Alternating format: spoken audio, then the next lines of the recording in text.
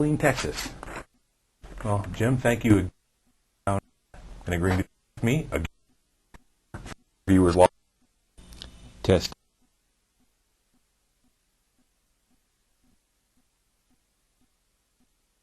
Basically, I worked as a kid. What I did at first was factory work. I worked on punch presses, drill presses.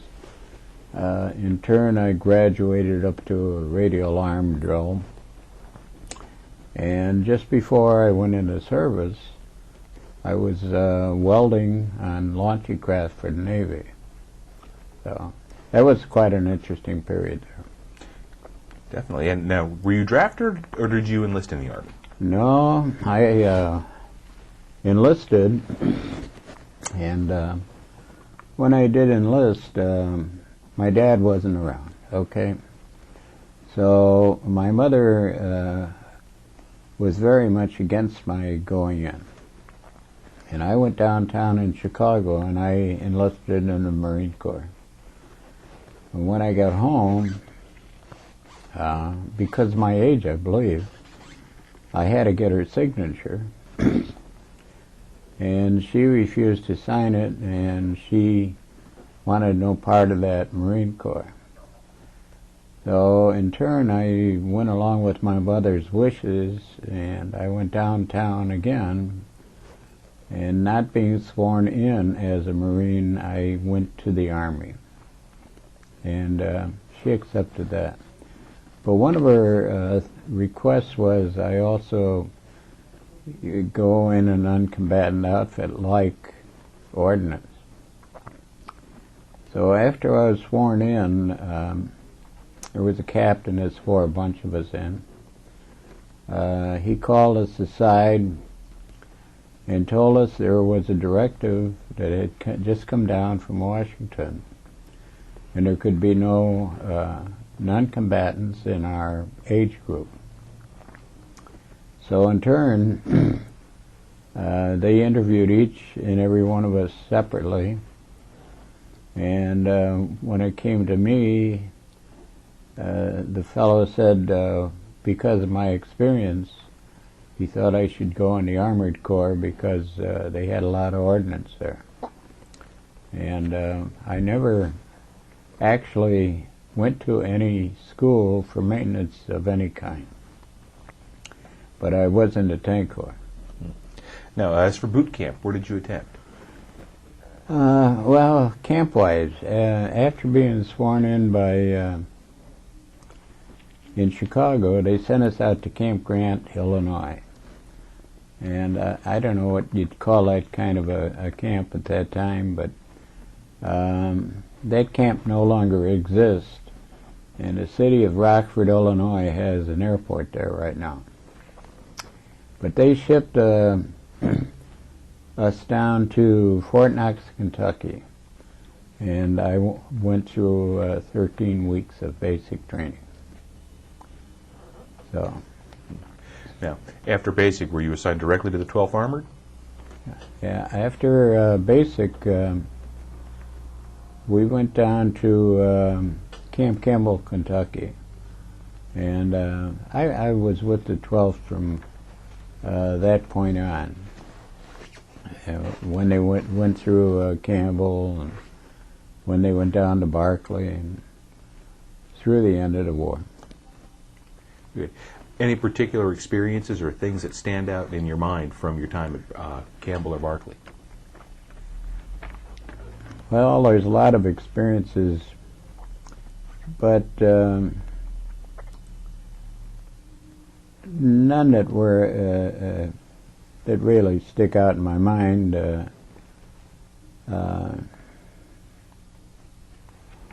Not really. Okay. Now, Camp Shanks, New York, and the trip across the Atlantic. Camp Shanks, New York.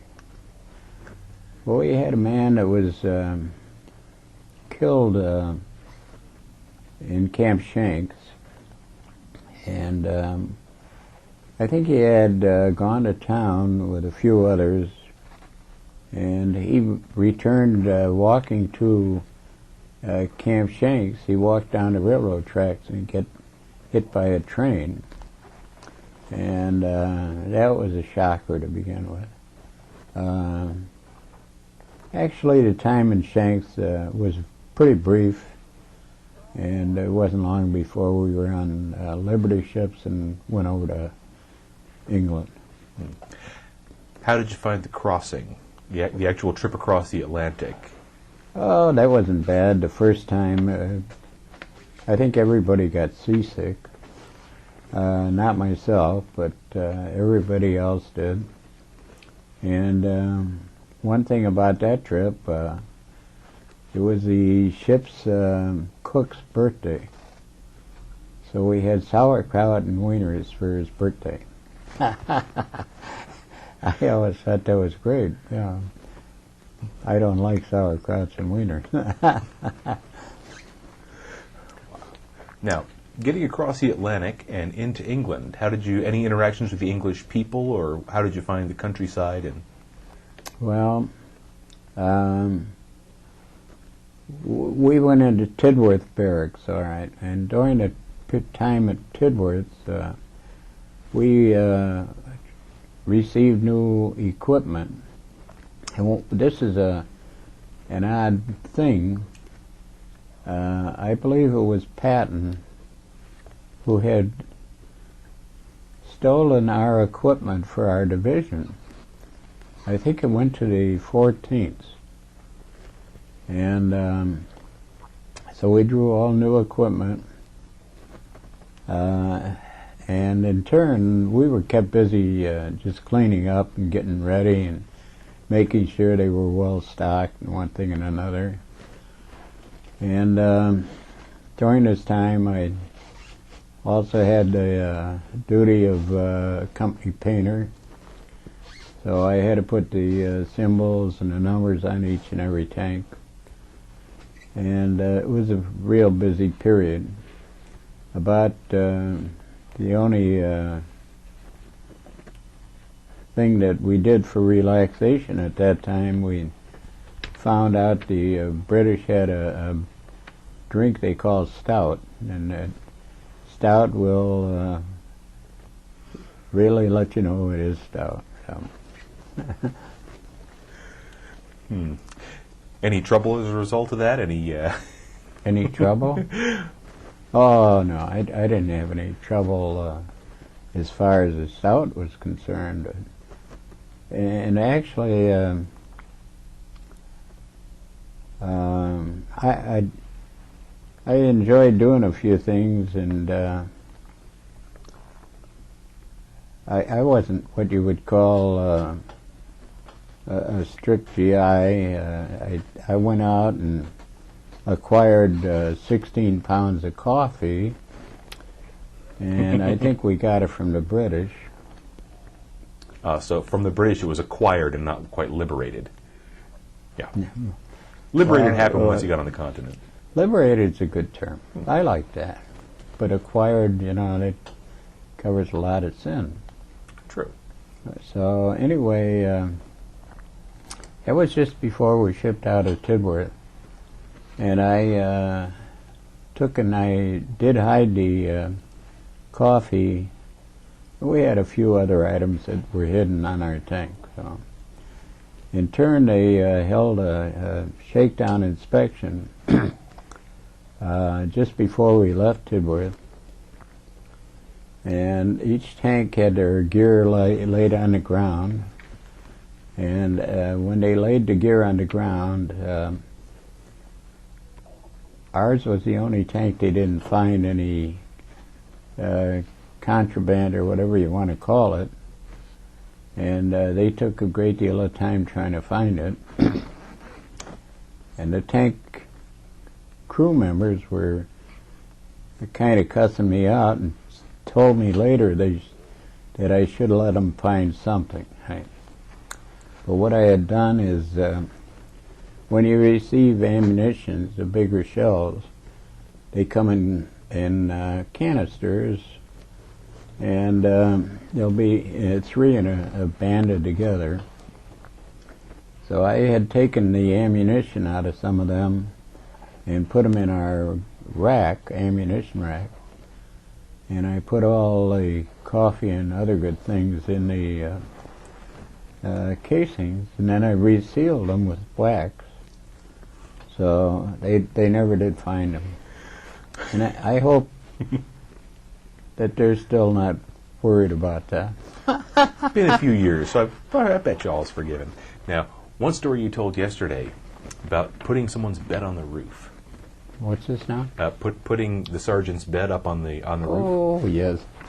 We've got to get that one again. All right. Well, we had a sergeant, and Sergeant Pucci, and Pucci would often go into town, and he'd come in at any time of the day or night, and I don't know how he got away with it all.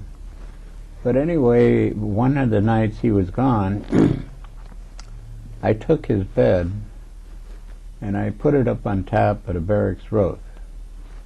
And I remade the bed, and I was in my own cot, and in the early morning hours, Pucci's standing over me, and he's giving me what for on. I told him didn't know a thing about it, of course, you know. So in the morning, when we were all out in the street in ranks, one by one, the guys saw this bed sitting up on top of the roof, you know, and they all started to laugh. They all found out if I did really work to get that thing up there.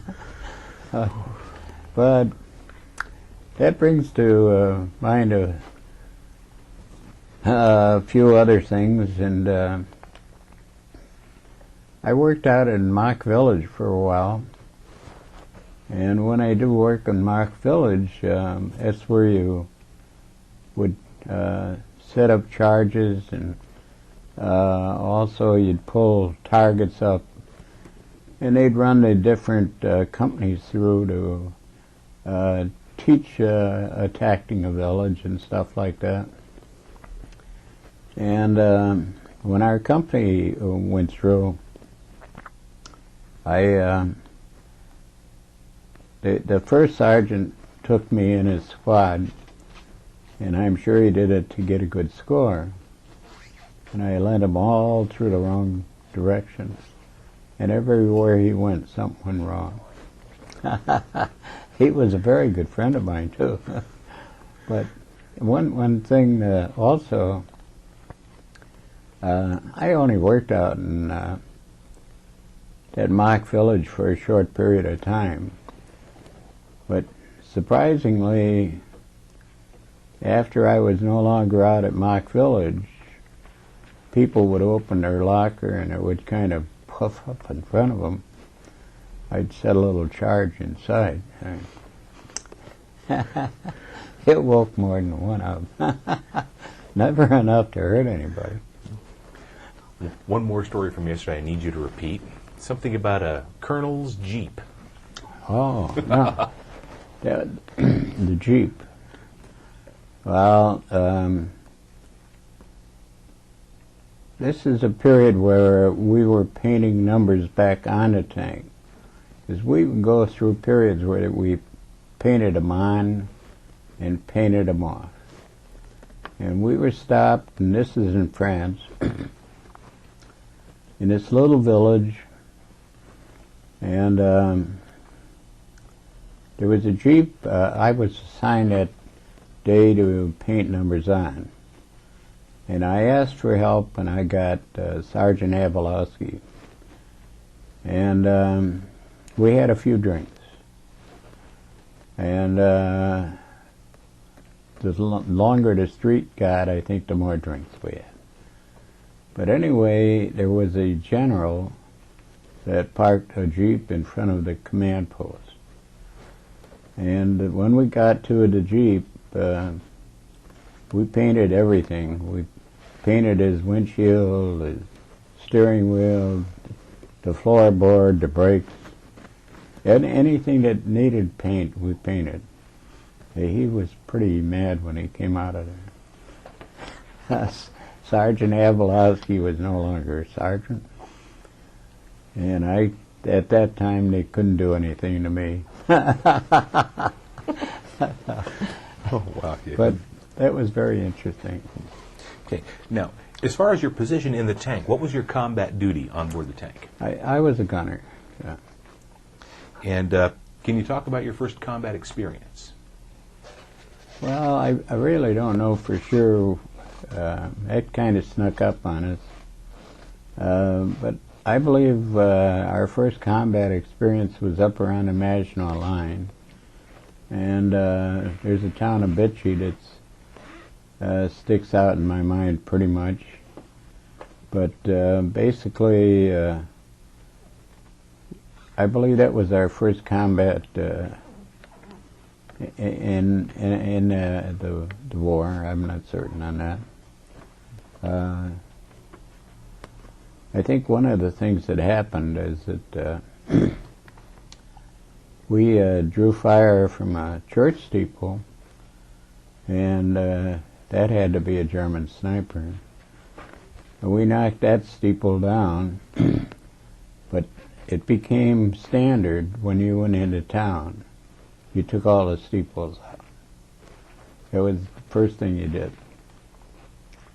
So, after Maginot Line, well, I'm not good on names because normally the average soldier didn't know what was over the next hill, and they didn't bother to tell us too much either.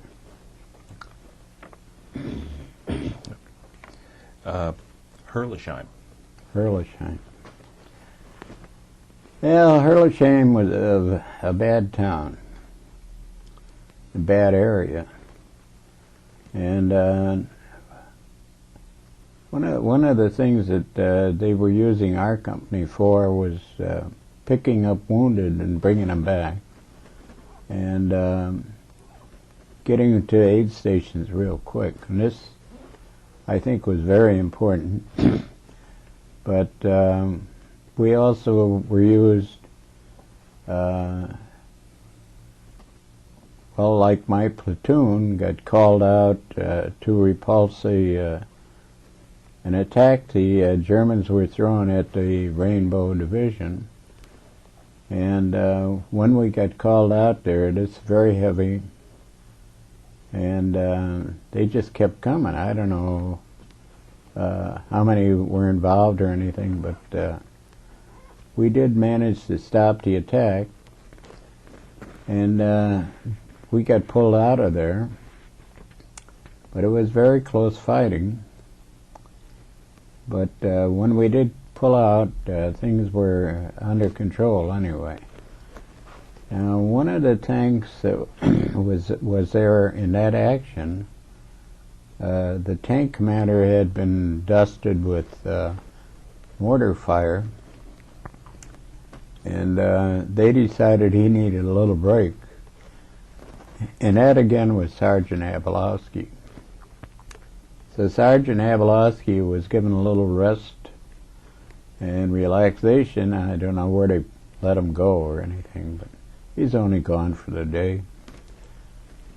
And they called me into the CP, and a lieutenant told me he was giving me a big break and this was my big chance. And I took that tank up into Herlisheim proper. And when I took it into Herlisheim proper, all we were supposed to do is relay radio messages. So, Resuming? yeah. Anyway, I positioned the tank in a place I thought it was under good cover, and we were relaying radio messages, and we were in there all day. The main action, I think, was about 500 yards away from us. But anyway, we were in there all day, and in the middle of the night, we had a Sergeant Moreau, and he called us and ordered us out of town. And one of the things I did then was I went and I talked to the officer of the infantry, and I'm not certain who he was, but I could hazard a guess, but I don't want to do that. But he asked us to say a little bit, and he, I believe, wrote messages and sent them back with us. And we had not left in a short period of time, and this Moreau was back on the radio demanding and telling us we had a direct order to get out of town. So I told him not to get excited. We were going. And I didn't really think we'd ever make it out of town. But anyway, we came out of town, and I found out later that one of the ways that we got out of town is a guy from one of the other companies had grabbed a .50 caliber machine gun, and he fired down one side of the road and laid down cover for us. And we managed to return to our company and get out of there. But I told my wife that story time after time, and I told her also I didn't know how we ever got out of there. And one day at one of the reunions, the guy started to talk, and he told the same story. And when he told the same story, my wife turned to me and says, "Now you know how you got out." And here it was a guy by the name of Al Lang, and in the action in Herlisheim,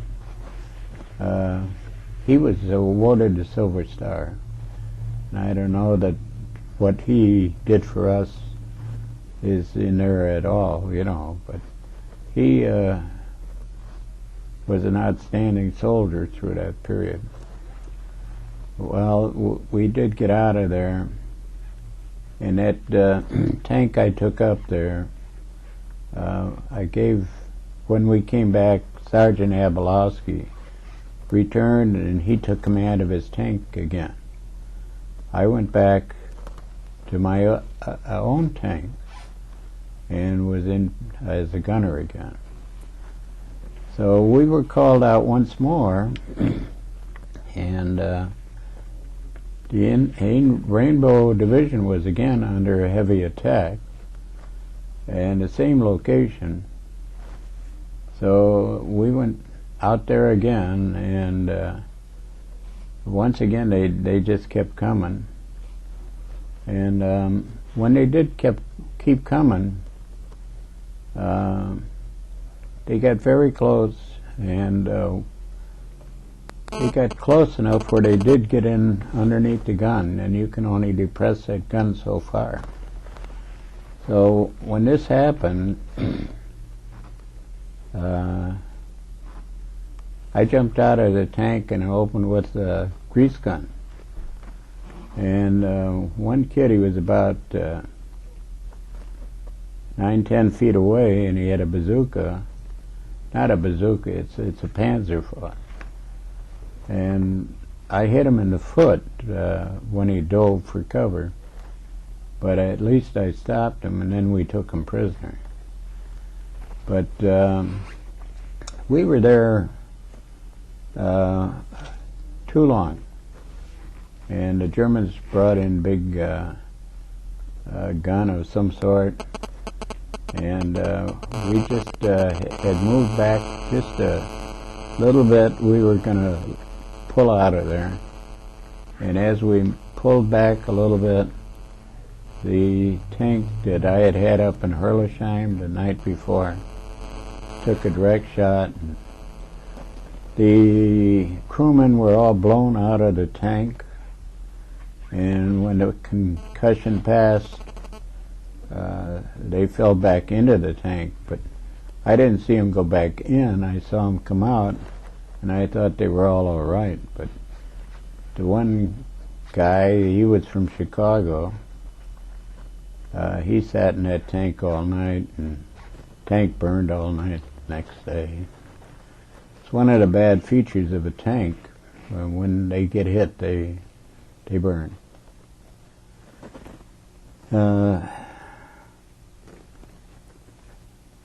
There was a lot of action around Herleshheim, but those are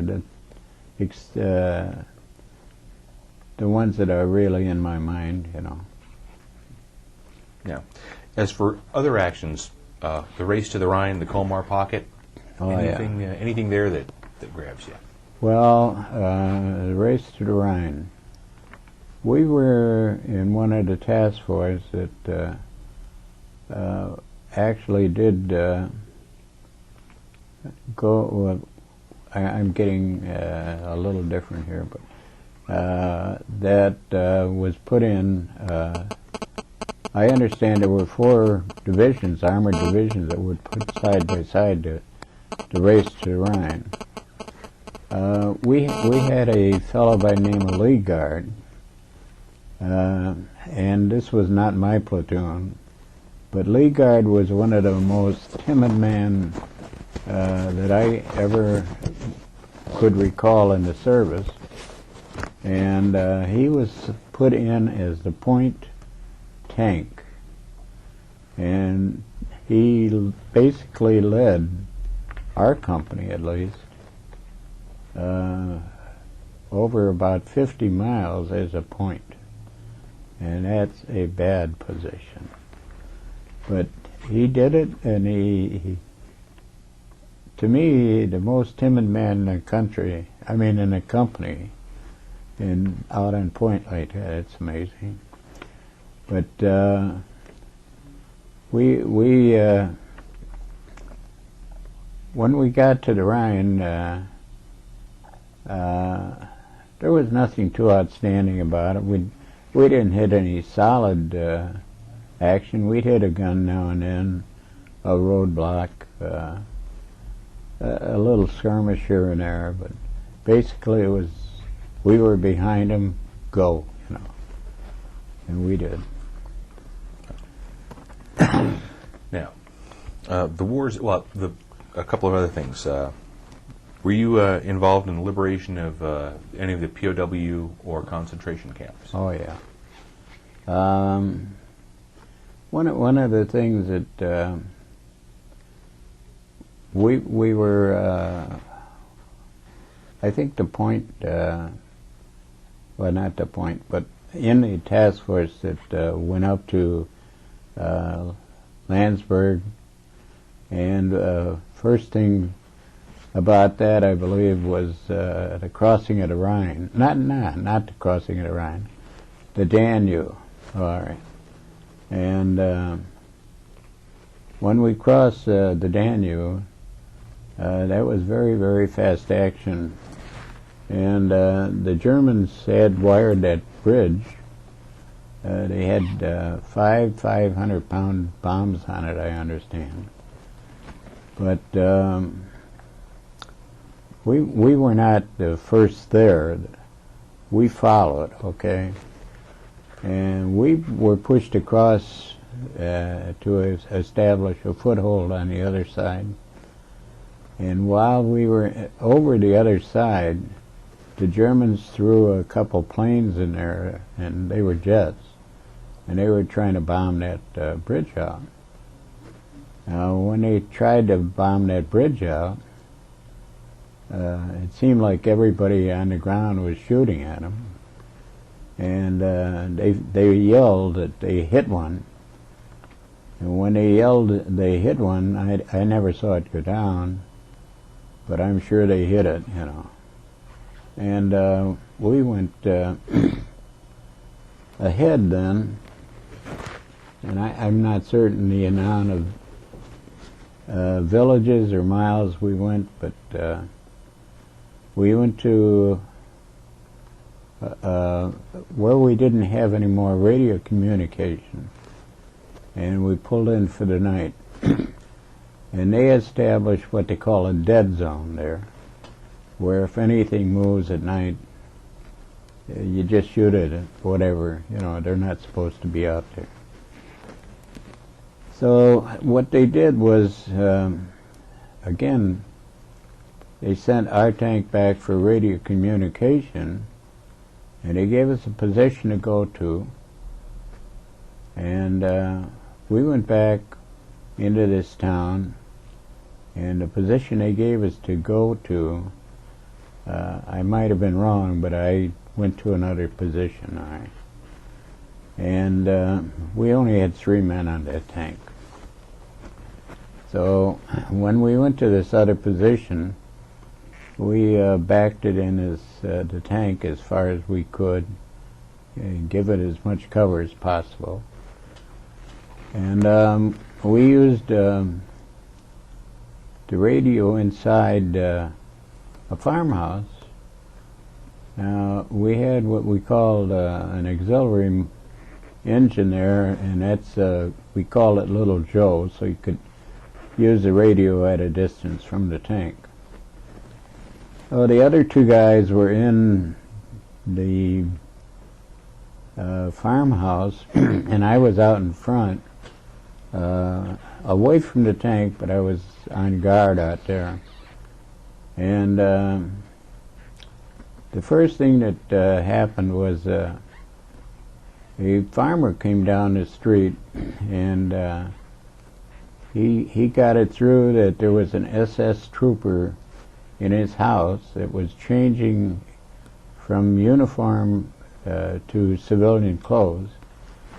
And I went and I got Kinnear, and we went and searched through the farm buildings and every room, every nook, every cranny. And that to me was harrowing, if you want to call it that. Because I figured anytime we turned a doorknob, we'd get just full of lead. But we searched the whole place and we found no trace of them. So after that, I was back on the guard position again, and it had turned night, and it was pitch black, and I heard footsteps across the street, and I waited, and I did not challenge at all. I waited, and they finally got about directly across from where I was, and I hollered halt, and they didn't halt. They just came right at me then. So I had my gun down on them, and when I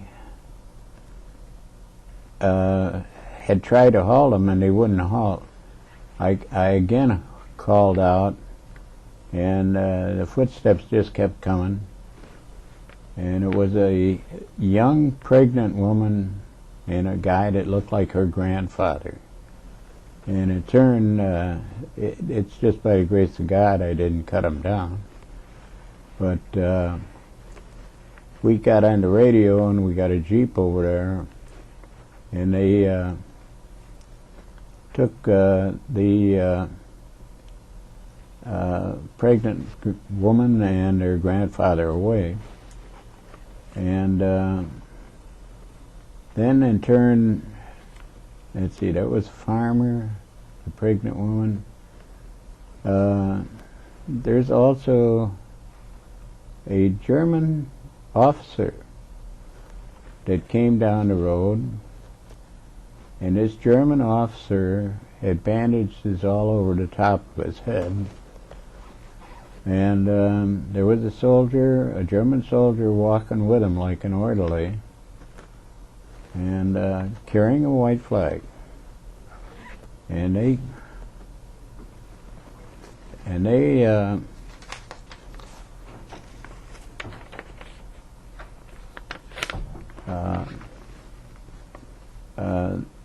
wanted to have the officer cared for, so they just turned themselves in.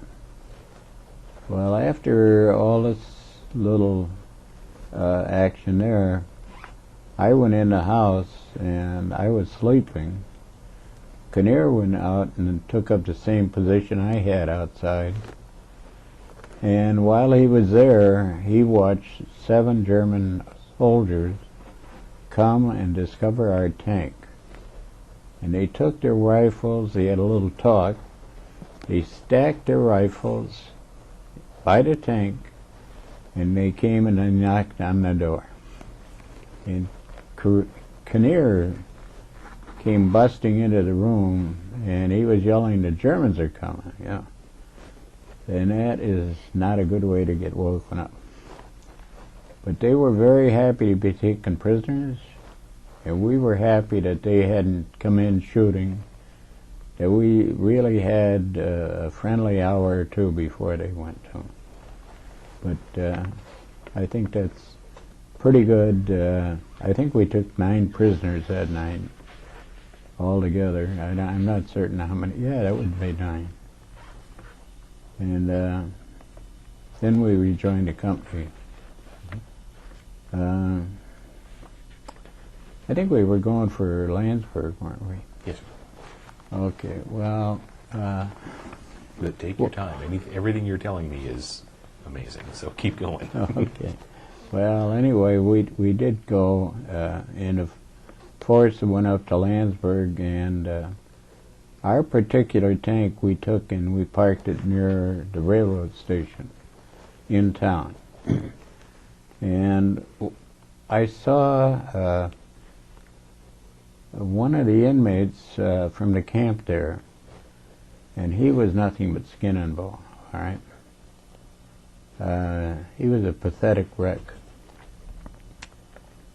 And the colonel, his name is Scott Hall, and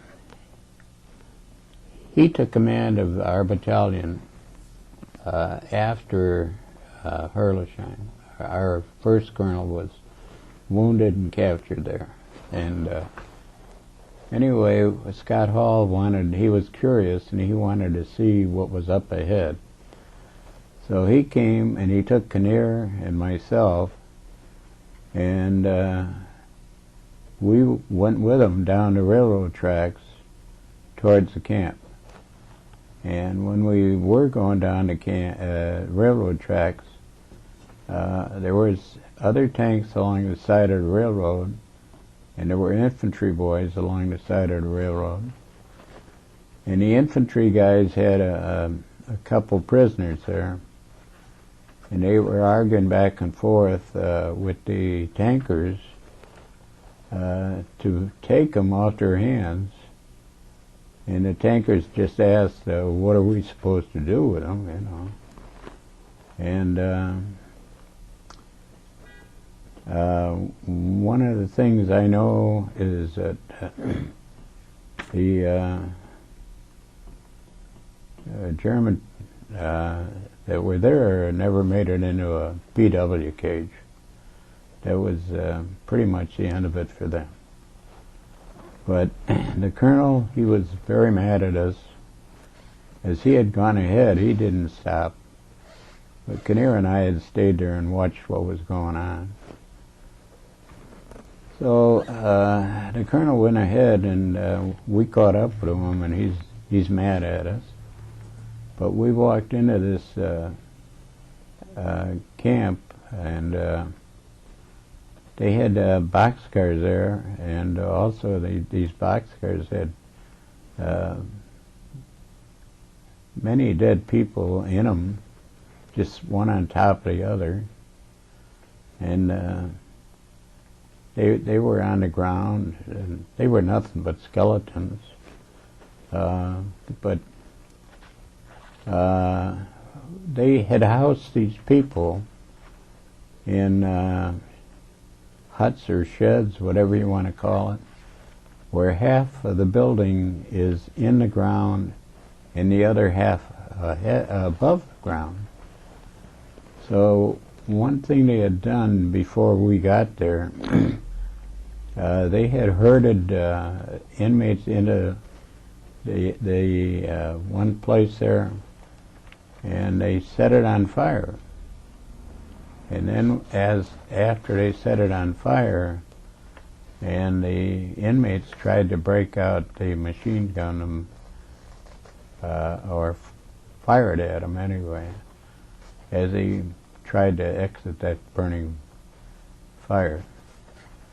It's hard to believe, unless you've seen people, there's nothing left of them. And after I got back, this is a number of years after that, I got in contact with a Jewish religious leader in Sioux City, Iowa. His name is Jim Sherman, and he has since retired. But Jim Sherman, he taught classes up at Morningside College in Sioux City, Iowa.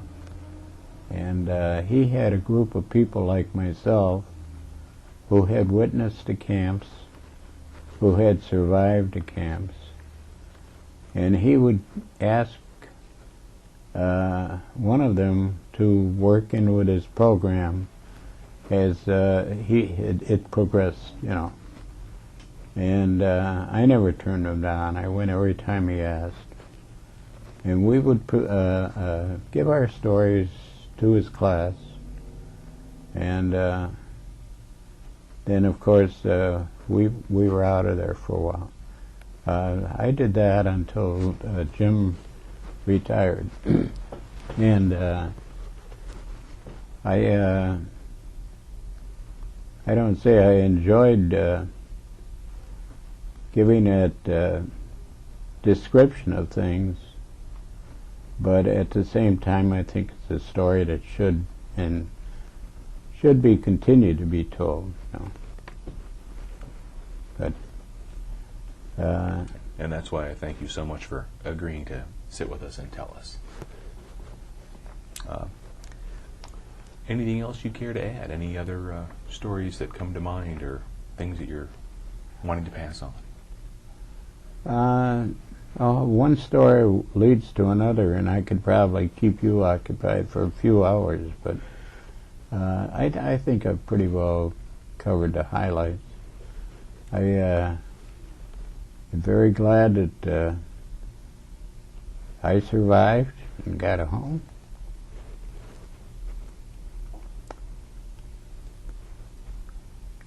Yep. Sir, I thank you. I know this is not always easy to talk about. Thank you so much, sir.